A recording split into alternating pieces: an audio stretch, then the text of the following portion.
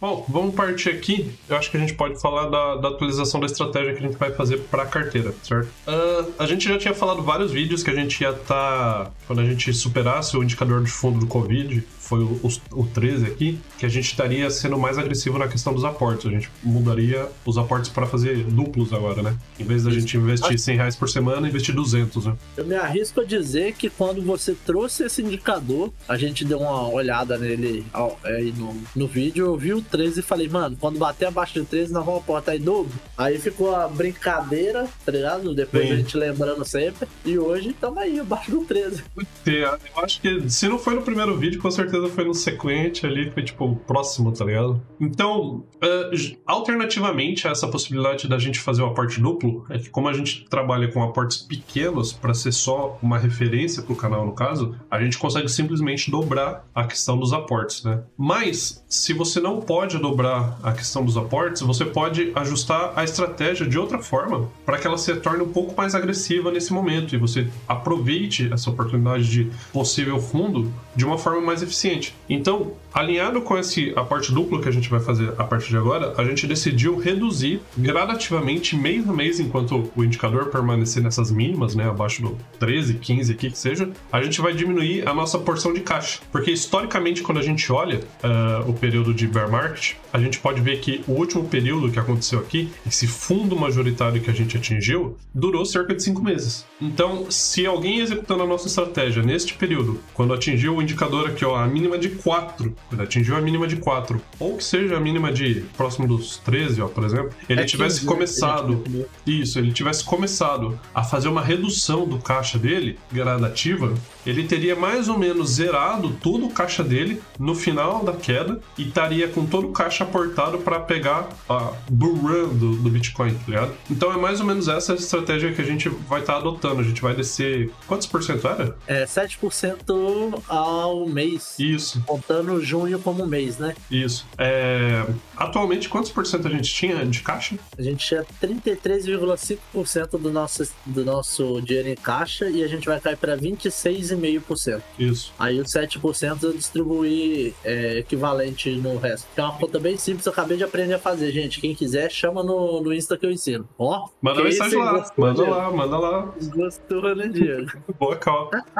Então, eu tenho uma pergunta pra você. A gente vai zerar nosso caixa, entre aspas, no fundo, certo? Teoricamente. E a tese é que a gente aumente o nosso caixa acima dos 70 ali, que a gente não definiu cravado não, mas eu acho que é 70 mesmo. Então, correto? A porcentagem. Isso. E o meio termo? Tipo assim, a gente saiu do 15, foi pra 16 agora. Aí a gente mês a mês vai voltar pros 33,5%, por exemplo? Olha, particularmente eu preferia carregar uma condição de pouco caixa até a gente atingir o topo. 70, por exemplo, que a gente tinha definido. E quando a gente atingir esse 70, a gente voltar a fazer caixa. Então, eu tava com exatamente isso na cabeça, mas como não ficou bem definido, né? Bem definido, eu quis perguntar pra não ficar idiota. Saquei. Mas por mim eu prefiro, a gente fica sem caixa então nesse tempo aí. Não necessariamente ficar sem caixa, a gente pode definir, tipo, vamos supor que a gente não queira ficar sem caixa. Eu particularmente não gosto de ficar sem caixa. Então vamos decidir que a gente vai reduzir o caixa mês a mês até a gente chegar a um mínimo de, sei lá, 5%. E sempre ter 5% de caixa ali, tá? A parte legal é que a gente tem, tipo, 5 meses pra definir isso também, né? Sim. Então meio que foda-se. A gente pode ver como... A gente pode ver como que o macro vai evoluindo, né? Enfim, mas assim, por exemplo, o que eu gostaria de fazer na minha carteira pessoal e o que eu acredito que eu vou fazer. Na minha carteira particular, eu tinha menos caixa, eu tinha 25% em caixa. E pro meu ajuste mensal desse mês aqui, dessa virada, eu reduzi 5% desse valor, então eu desci para 20% de caixa, e eu quero descer 5% por mês até eu chegar a um mínimo de 5%, que eu não quero zerar completamente de caixa. Então vamos supor que eu acerte o timing fazendo isso e chegue no início da próxima bull run com 5% de caixa. Para mim, eu tô confortável com isso. E aí, quando a gente voltar a chegar indicadores mostrando sinais de pico, sinais de que a gente tá chegando numa alta, eu começo a aumentar essa porcentagem de caixa para ir, tipo, realizando o lucro, tá ligado? E mantendo mais caixa lá em cima. E aí, definir uma porcentagem. Sair, por exemplo, dos 5 pros 25 de volta, ou pros 30, fazer com que a nossa porção de caixa seja um pouco mais dinâmica. Os 100%, isso aí define, né? Aí a gente vai adaptando e evoluindo a estratégia, né? Assim, como a gente fez a estratégia para longo prazo, então meio que foda-se, a gente tem tempo para mexer o dinheiro de verdade. Então, assim como uma coisa que já vale deixar fixa são os indicadores que a gente vai usar, pelo menos até então, né? Sim. A não ser que aconteça alguma coisa diferente, a gente vai usar esse CBBI aí, que a gente tá olhando faz muito tempo, é o Collins, né? Collins. Isso, o YouTube chama Collins. Isso. E os números que a gente vai usar é 15, então, tipo, bateu 15 ou bateu abaixo de 15, a gente vai começar a fazer essa redução de caixa, e 70, que era o que a gente tinha conversado em off, a não ser que o DIM mude no meio do caminho. Mas até bater 70 de novo, a gente tem alguns anos. Então, deixa o 70 para agora e até lá a gente vê. A gente vai estudando. Mas o mínimo é 15. Então, enquanto tiver abaixo de 15, a gente tá desfazendo caixa. A gente tá comprando mais moedas. É o que eu falei antes. Tipo, é uma forma que alguém que não consiga, por exemplo, dobrar a quantidade de aporte, ele pode se tornar mais agressivo dessa forma, manipulando de forma dinâmica a quantidade que ele tem de caixa parado ali. Para dar um pouco de base de o porquê a gente vai fazer essa estratégia, eu posso dizer o seguinte: tem um grupo do WhatsApp que eu participo, onde a gente tem alguns investidores institucionais grandes. E eu soltei uma pergunta no grupo lá falando se eles conheciam alguma ferramenta que eu poderia estar fazendo backtest sobre estratégias de investimento, tipo de estratégias de investimento. E aí eles me direcionaram para 2 artigos e uma ferramenta. E os artigos que eles me direcionaram era sobre essa questão de se vale a pena ou não você realmente ter caixa guardado nos seus investimentos, ter dinheiro realmente guardado. A tese de ponto geral é que, assim, o caixa, se ele não for bem aproveitado, você simplesmente está com o dinheiro parado, seja dólar, seja real, seja a stablecoin que você quiser, talvez, esse dinheiro ele simplesmente vai se desvalorizar, puramente por estar parado por conta da inflação, tá ligado? Então, matematicamente falando, você ter caixa não é uma escolha muito boa. E aí, para dar confluência, um dos artigos que eles me mandaram é esse artigo aqui. Esse daqui é um estudo que foi feito pelo Ray Dalio, que é um dos gestores de um fundo gigantesco de investimento, tá ligado? De muito respeito. E ele compara a estratégia de fazer o DCA, que é um híbrido dessa estratégia que a gente utiliza aqui, né? Com uma estratégia onde você compraria cravado cada fundo. Então aqui, tipo, tem o artigo completo descrevendo a estratégia. Então ele mostra aqui que ele pega o histórico do SP500 para poder fazer o teste. E ele marca onde foi cada topo que o SP500 formou. E depois ele marca os fundos que foram anteriores a cada pico. Então, na simulação que eles fizeram, seria um investidor comprando exatamente cada fundo que aconteceu ao longo desses anos. Então, ele chega à seguinte conclusão: se você tivesse guardado dinheiro, feito caixa, um colchão de caixa, para comprar cada fundo, existiu um único período da história recente, né, onde teria valido a pena essa estratégia, que teria sido essa recessão dos anos 2000 até o 2010 aqui. Se você tivesse acumulado caixa de 2000 até mais ou menos próximo de 2010, você tivesse feito 10 anos de caixa e você tivesse comprado este fundo, você poderia ter tido uma valorização maior do que se você tivesse simplesmente feito a estratégia de DCA. Então ele mostra aqui no resultado, desenhando o desenvolvimento de uma carteira realizando o DCA e uma carteira realizando essa compra dos fundos. Então você pode ver que o desempenho de você comprar exatamente todos os fundos foi ligeiramente superior ao DCA, que é a estratégia de você simplesmente comprar fracionadamente, mensalmente, semanalmente, definir um dia e simplesmente comprar aquela quantia todo dia. O único porém dessa possibilidade de você investir em cada fundo é que, assim, humanamente falando, você não acertaria o fundo exato de cada grande queda. Seria, tipo, basicamente impossível de você prever isso. E se ele foi calculado uma segunda hipótese, onde se você não tivesse acertado o fundo exato, mas você tivesse acertado algo próximo, um pouco antes ou um pouco depois, qual teria sido o desempenho dessa estratégia contra o DCA? Então a gente chega numa análise parecida com essa daqui. Se você tivesse errado o fundo exato, um pouco antes ou um pouco depois, a estratégia de comprar o fundo, que seria essa linha azul, ela se torna inferior à estratégia do DCA. Então, ele diz que, pela ordem do estudo, que você ter caixa para comprar o fundo, comprar as oportunidades, aproveitar as oportunidades, se você não acertar exatamente o fundo, essa estratégia é menos eficiente do que você simplesmente fazer o DCA. E aí a gente entra na questão de, tipo, o quão confortável é pro investidor ter ou não caixa. A gente chega à conclusão, a gente consegue chegar à conclusão que tá, ok, matematicamente falando, a gente sabe que não vale a pena ter caixa. Mas você consegue lidar com uma carteira onde você não tem caixa, onde você está completamente exposto à volatilidade? Você se sente confortável com isso? E isso daí é uma questão mais pessoal de cada investidor, tá ligado? Eu, particularmente, eu não me sinto confortável em montar uma carteira de investimento onde eu não tenha caixa. Seja porque esse colchão de caixa eu posso usar para fazer investimento dentro da própria carteira que eu esteja montando, ou para eu ter dinheiro para fazer qualquer outra coisa. Investir em outra área, sei lá, não investir necessariamente nas criptos, aparecer uma grande oportunidade, sei lá, no mercado de ações, pegar esse dinheiro, esse colchão que tá parado pra caixa e utilizar ele lá. Eu prefiro ter um pouco mais de dinâmica. E alinhado a isso, a gente chegou mais ou menos, eu e o Caco, conversando essa ideia de vamos reduzir progressivamente a quantidade de caixa que a gente tem para tornar a nossa exposição um pouco mais agressiva. Exatamente. E para isso a gente tem a outra ferramenta, né? Isso. A outra ferramenta é esse site da Portfolio Visualizer. Eles têm... Deixa eu mostrar a primeira carinha aqui. Caralho.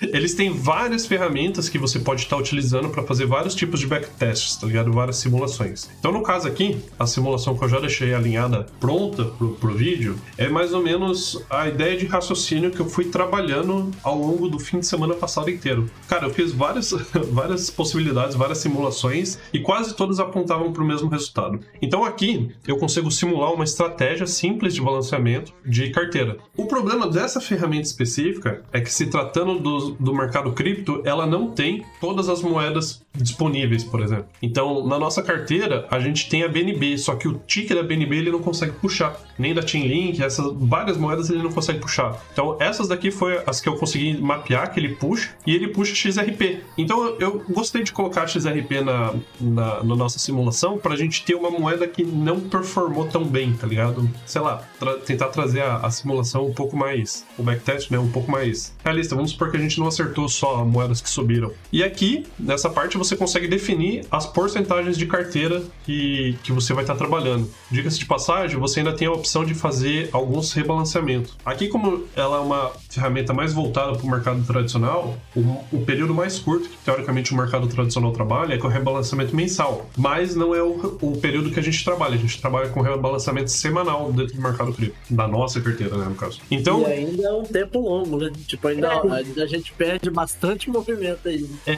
Eu acho que, assim, com o passar do tempo, o mercado cripto ele vai ter um comportamento cada vez mais parecido com o mercado tradicional. Mas hoje, acontece altas em altcoins, cara, que duram, tipo, 24 horas, tá ligado? E são altas muito expressivas. Então, a gente diminuiu a frequência semanal de rebalanceamento para tentar aproveitar essas oportunidades. Então, seguindo aqui mais ou menos para a lógica, eu montei um portfólio que é parecido com a estratégia que a gente está executando agora no canal. Executei um portfólio onde você não tem uma opção de caixa, você está completamente investido em moedas, e só para a gente ter uma referência de benchmark, eu coloquei um portfólio que esteja totalmente comprado em Bitcoin. Então, quando a gente analisa a composição das carteiras, a gente tem aqui os 3 portfólios: portfólio 1 com 20% de alocação em caixa, portfólio 2 sem nada de caixa, portfólio 3 em BTC. E o resultado que a gente tem é mais ou menos esse daqui. O gráfico começa em janeiro de 2019, vai 31 de dezembro de 2018, porque é quando começa o histórico da ADA. Então, a ferramenta ela puxa o histórico da moeda mais curta, por exemplo. Então, ele considera de 2019 para cá. Se a gente tivesse mantido o investimento nessas proporções de 2019 para cá, a gente teria tido esse movimento de gráfico. Vale salientar aqui que a linha amarela, que é a linha da só ter comprado Bitcoin, por exemplo, ele teve uma performance melhor até janeiro de 2021. Quando janeiro de 2021 as altcoins tiveram uma out-season muito forte, né? E aí elas superaram o ganho que o Bitcoin estava oferecendo. Mas se você parar para olhar 2019, 2020 e começo de 2021, o Bitcoin performou melhor do que todas as altcoins. E só recentemente para cá a gente teve uma puxada muito forte das altas. Mas enfim, o que eu quero... Basicamente é o que a gente vai esperar também nos próximos anos, né? O próximo ciclo, provavelmente, a gente quer tentar capturar esse movimento de altcoin, tá ligado? Porque é esse que realmente vai valorizar a carteira. Outro ponto que a gente pode analisar aqui é o seguinte: excluindo a linha amarela, que é simplesmente você ter comprado Bitcoin e ter segurado Bitcoin, a gente tem as duas linhas linhas, onde a linha azul é o portfólio onde você tem caixa, você trabalha com uma porção de dólar, e o portfólio vermelho é a opção onde você está completamente investido nas moedas. No caso aqui, Bitcoin, Ethereum, ADA e XRP. XRP é só por exemplo, hein? Quero ressaltar bastante isso. Então a gente pode ver que a valorização, a diferença entre você ter caixa e ir rebalanceando e você não ter caixa e ir rebalanceando, a diferença de estratégia foi de mais ou menos 4x, uma diferença de quase 400%. A gente pode ver aqui, ó, eu coloquei o saldo inicial em $1 e aqui a gente consegue acompanhar o saldo final na data de 31 de maio desse ano, até onde vai o histórico aqui. Então a gente pode ver que o portfólio com caixa, ele valorizou 10 vezes. Então a gente teve 10x de valorização, mais ou menos 1000% de valorização de 2019 para cá. O portfólio sem caixa teve uma valorização de 14x, ou seja, ele fez 1400% em cima do portfólio que não tinha caixa, contra uma valorização de 8x do Bitcoin.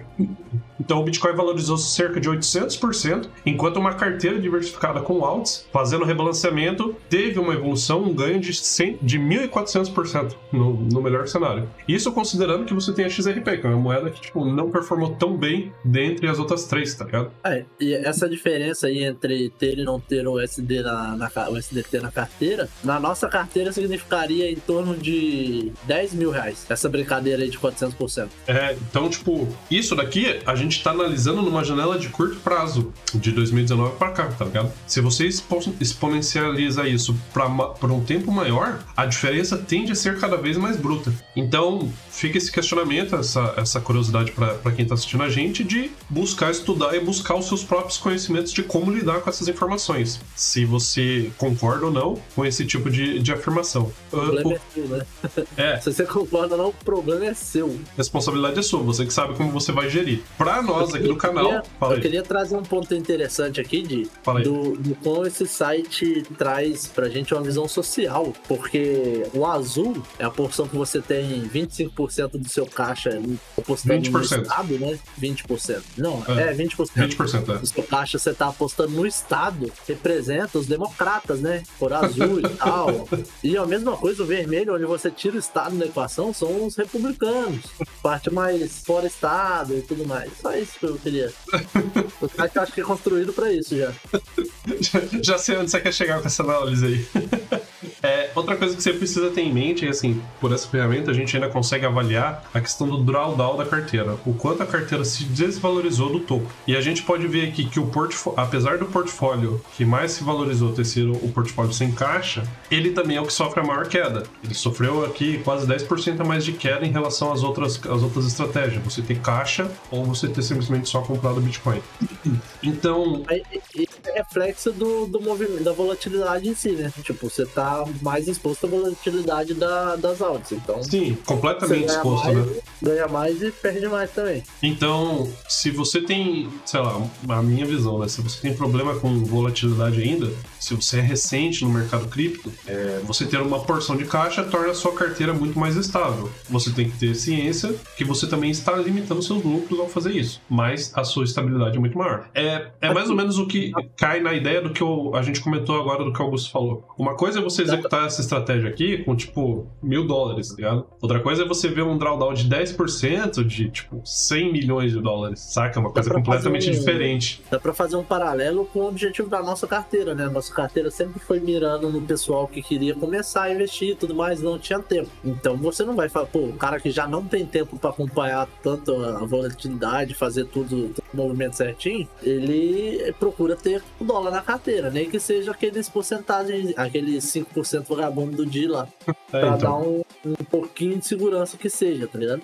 Agora, se você é porra louca... Eu vejo assim, ó, do que eu acompanho dos investidores, e aqui eu já tô, tipo, extrapolando o mercado cripto indo pros investidores tradicionais. A gente pega, por exemplo, o Stormer, a gente pega o Fernando Urich, a gente pega, sei lá, o Primo Rico, o Bruno Perini, toda essa galera, eles defendem muito que você ter caixa te torna mais resiliente, porque você vai ver uma volatilidade menor menor da carteira, né? Então você lida melhor com os seus sentimentos e se engana aquele que acha que realmente domina os seus sentimentos, tá ligado? Porque o mercado ele testa os seus sentimentos a todo momento, a todo momento. Então, esses investidores mais consagrados do nosso país, eles defendem a ideia de que, tipo, vale a pena ter caixa. Não só por uma questão psicológica, como uma questão de investimento. Porque é o que eu falei, essa estratégia está considerando você utilizar o caixa somente para rebalanceamento fechado dentro dessa carteira. Só que você tendo caixa nessa carteira, nada impede que, tipo, te apareça uma grande oportunidade em outro lado e você não possa resgatar esse caixa para utilizar lá. Então você tem um certo dinamismo em ter caixa, tá ligado? Pelo menos essa é o pensamento que eu mais compartilho. Tem um outro pensamento que você faz desde sempre, que é não estar 100% em cripto também. Sim. Então, tipo, o cara que tá 100% em cripto, realmente ele vai estar 100% de posto nessa brincadeira toda aí. Agora, Sim. pô, você tem, eu vou falar porcentagens avulsas, tá? Não sei as porcentagens do dinheiro. Mas você tem lá 50% na B3 e 50% em cripto. Aí, dos 50% da B3, você já tem 25% que é de caixa, tá ligado? Aí você tirar o caixa da cripto, não vai te balançar tanto, porque você ainda tem um dinheiro lá. Então, é muito da estratégia de investimento da pessoa em si, não só no mundo cripto, mas no geral. Às vezes o cara tem um fundo de emergência guardado, às vezes o cara tem dinheiro debaixo do colchão, às vezes o cara vende droga, tem dinheiro com quê? Assim, dentro da minha estratégia macro, quando você tira o zoom da carteira cripto, eu tenho, dentro de cada estratégia minha, eu tenho meus colchões de caixa, né? Então, de fato, como você falou, a minha carteira de investimento tradicional tem a porçãozinha dela de caixa lá. Minha carteira cripto tem o investimento dela de caixa. A minha porção que a gente está utilizando em mineração também tem a minha porção de caixa separada. Então, quando eu vou ver, tipo, eu tenho bastante dinheiro que teoricamente não estou aplicando, mas é dinheiro que está disponível para mim. Sei lá, qualquer oportunidade que aparecer, eu tenho esse dinheiro ali. E isso te deixa mais confortável em diminuir a porção de dólar de um deles, que é o que você vai fazer agora na criptomoedas, nas criptomoedas. Assim, no inverso também pode ser verdade. Tipo assim, você não ter nenhum colchão fora e não querer diminuir o da cripto, porque é o único que você tem. É viável também. Eu acho que a estratégia, cada um faz a sua, né? Não tem o que falar. Você tem que adaptar para o que vai fazer você ficar confortável. O máximo que você vai fazer é se apoiar em alguma, tá ligado? Usar alguma ideia que alguém testou e se achou legal e quer testar também. Isso. E se ela for boa ou ruim, foda-se, no final das contas. Tipo, se ela te entregou... Eu acho que é o Guilherme mesmo da Criptomania que fala isso. Tipo, quando você vê o gráfico de longe, pouco importa se você comprou a 13 mil ou a 15. Ou pouco importa se você vendeu a 78 ou a 70 mil, tá ligado? Assim... Olhando o gráfico de longe, eles estão muito próximos, então... Se você pensar na possibilidade do Bitcoin, sei lá, bater $1 milhão, não faz muita diferença de onde você está comprando agora. Você só precisa estar exposto, né? E mesmo que ele não bata, vamos falar que ele fique pra sempre batendo aí 78,15 pro resto da vida. Pô, velho, se você tá comprando e vendendo acima de nível X e comprando e vendendo acima de nível Y, abaixo de nível Y, você já tá fazendo seu tradezinho saudável, tá ligado? Você não precisa acertar o cu da mosca pra baixo e o da mosquito pra cima. Mais ou menos por aí mesmo.